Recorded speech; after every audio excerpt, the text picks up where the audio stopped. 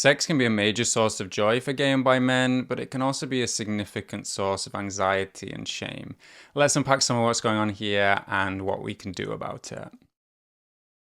Hi, everyone, and welcome back to the Better Gay Dating Podcast. My name is Ed. I'm a dating relationship coach for gay and bi men, and this is a podcast where we dive into the art and science of deeper connection as queer men. So, as you might know, the work I do as a coach is mostly about helping gay and bi men build deeper connections with others. That's basically my thing. But one common misconception about what I do is that it means discouraging people from having great sex, or as one guy asked me a few weeks ago with a grin, so you're just going to tell me it's time to stop hooking up and finally find a boyfriend. Which, in case it needs to be said, no, that's obviously not what this is about. But there sometimes is this unspoken belief in gay culture that there are really only two paths in the world: great sex or meaningful emotional connection, and you can only choose one. So it's as if like the two options available to queer men are one night stand or lifetime marriage, and that's it.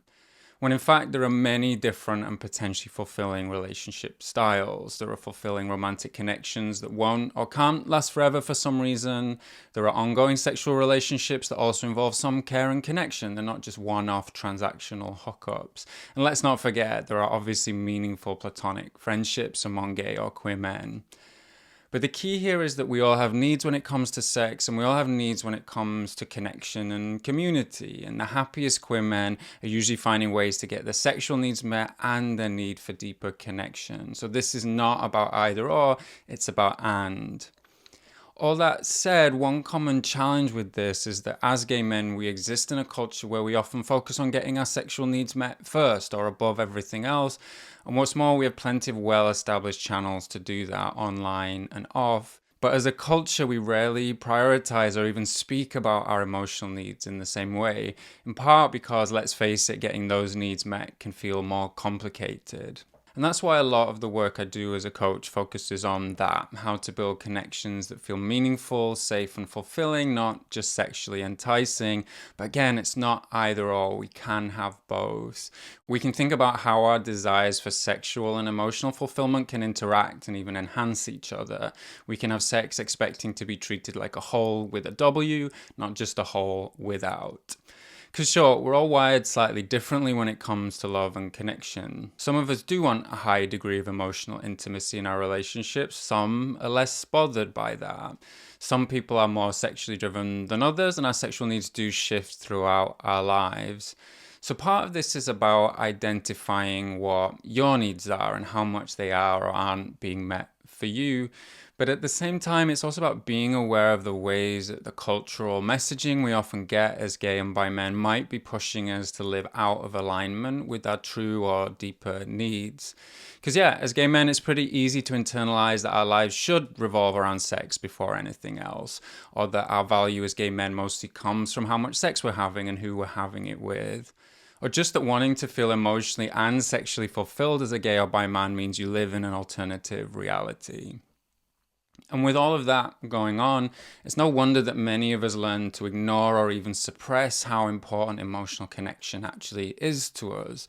Something I see quite a lot in my coaching work, or just more generally in gay culture, is how even for guys you might think only care about sex, many of us have deeper emotional needs we're kind of neglecting.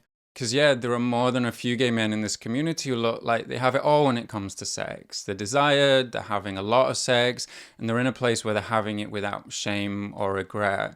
But sometimes there's a voice inside saying, is this all there is? Or just, I might feel desired, but do I actually feel valued or seen? As a coach, I've worked with lots of different guys on this topic, so here's a story that blends a few of their experiences. It's about a guy I'll call Jack. So Jack came to coaching wanting to break up with hookup culture, so we focused on figuring out how to use the apps to arrange some promising dates.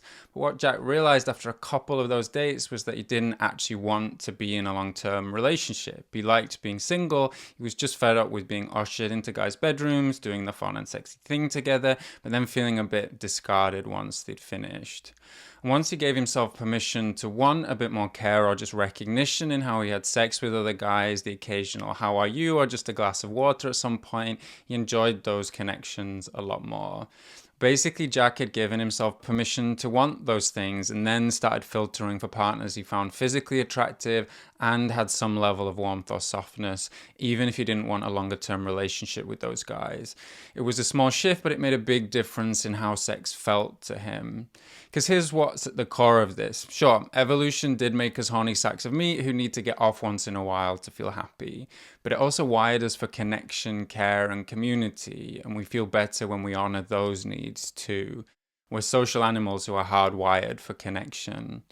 And I know in our community that can get complicated. In last week's episode, I talked about how as queer men, genuine love hasn't always felt safe or even been readily available for many of us. So again, it's no wonder that many gay men focus on their sexual needs instead. We concentrate on the homosexual part, often at the expense of the homoromantic part, that we're not just men who have sex with other men, we're also men who could deeply love other men. So yeah, this also contributes to the culture we have, where sex in this community can feel very transactional sometimes and even honestly kind of dehumanizing. And sure, maybe transactional or anonymous or even kind of dehumanizing sex is what gets you off, and that's great. They're all valid ways to have sex.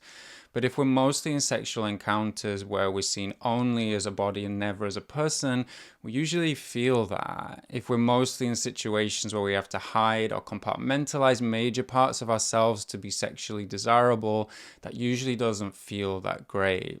It's not that every sexual encounter has to be deeply meaningful or be part of something lasting, or that every hookup should only happen after a 3-course meal and a deep conversation about your hopes and dreams and childhood trauma. It's just about recognizing that even with the most casual sex, we can have it with a person, not just a body. So sure, that could mean getting to know someone a little bit first, but it can also just mean giving yourself and each other permission to be a human being, not just a sex object. And it can mean remembering that your partner or partners are people with lives beyond the bedroom or sauna or hookup app, even if you don't get to see those parts of their lives directly. And I know this might sound minor, but it's often not, because as queer people, we spend so much time editing and compartmentalizing parts of ourselves to feel safe. I've talked about that already a lot on this podcast, that doing that around each other, including during sex, often does not feel great. So really this is about saying, sure, the sex we're open to is a measure of how well we're honoring our sexual needs, but the sex we're open to is also a measure of how well we're valuing all of our needs, including to feel respected, to feel seen, to feel valued as more than just a body. So what do we do about this? What are some of the key ways we can have great sex while honoring our other needs at the same time? The first thing to do is to get clear on what your needs actually are. What is good sex to you? But also what feels important to you emotionally or in terms of deeper connection. Does sex feel better to you when there's at least some emotional connection or not? Did sending that nude make you feel turned on or just a bit objectified? And if you're having sex, how does it feel before, during, and after? You might notice sometimes it feels good physically, but emotionally something is off or just doesn't quite feel right. Because really this isn't just about self-awareness, it's about integration. It's about honoring all of our different, sometimes competing needs, instead of treating them as separate things that can't be allowed to coexist. That doesn't mean going to your nearest dark room and asking everyone how they are and if they're feeling safe, but it might mean asking yourself if there are any ways you're telling yourself some of your needs are invalid or shameful or just best ignored. The second thing to think about is the kind of relationship you want to have with sex in general.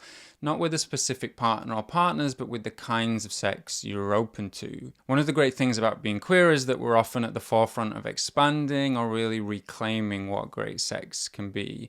That is, great sex can be between two people, or it can involve more than two people, or just one person. Great sex can be between established romantic partners, people who don't want to build a romantic connection, or complete strangers. Some people would ideally have sex twice a year, some once a month, and some twice a day, maybe more.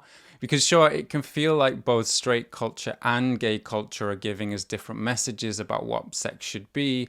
But what is great sex to you? What feels fun and fulfilling? What makes you feel most fulfilled or just free?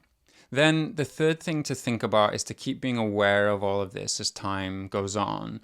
Sometimes we go through periods when it feels right to prioritize getting our sexual needs met and focus less on connection and community. Sometimes it's the other way around. For many queer people, a slut era is a rite of passage that helps us reclaim and liberate our true needs, but a connection era can also be a rite of passage that helps us reclaim and liberate our needs there. So yeah, our sexual and emotional needs do and will change over time. Sometimes something that fulfilled us at one point in our lives just doesn't anymore. Sometimes we realize that something we dismissed or even avoided previously is now something that we really enjoy or are just curious to try. That kind of evolution is normal, so it pays to stay open to it.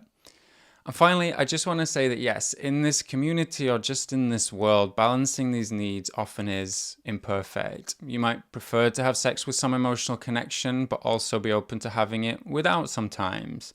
You might have identified your wants and needs with a lot of clarity, but also feel frustrated that getting them fulfilled in this community isn't always as easy as it could be. And if you're ultimately looking for a longer term partner, that doesn't mean you can't enjoy more casual connections in the meantime. Sure, if you say you're looking for something long term, but you're actually spending all of your time chasing hookups, there might be a disconnection there.